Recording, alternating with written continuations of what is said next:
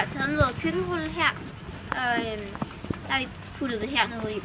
Så vil vi prøve at få det her vand, som der er jord i, måske også ligner lidt cola, til at blive helt ren og blive sådan noget her vand, ikke? Det bliver sådan normalt vand. Sådan kan... Nej. Ja. Så derfor vil vi starte med at putte noget grus i. Det er vigtigt, det ikke kommer ud over kanterne.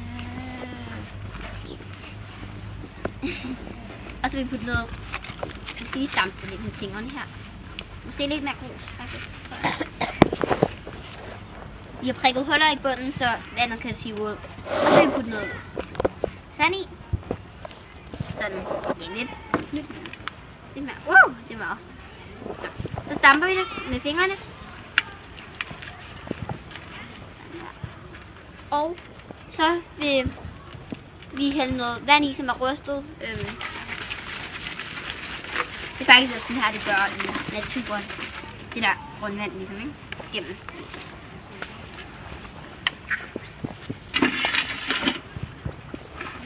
Okay. Vi har 2 forklaringer. På det ene er falsk, og det andet er rigtigt. Men ja. Sådan, så nu vil vi forklare 2 af dem. Hvem vil forklare? Jeg vil gerne. Vil du forklare? Ja. Den første, det er, at det her vand, det er giftigt, fordi der er jord i.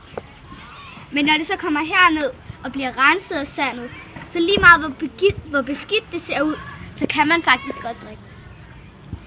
Og den anden forklaring er... Okay, det er, at selvom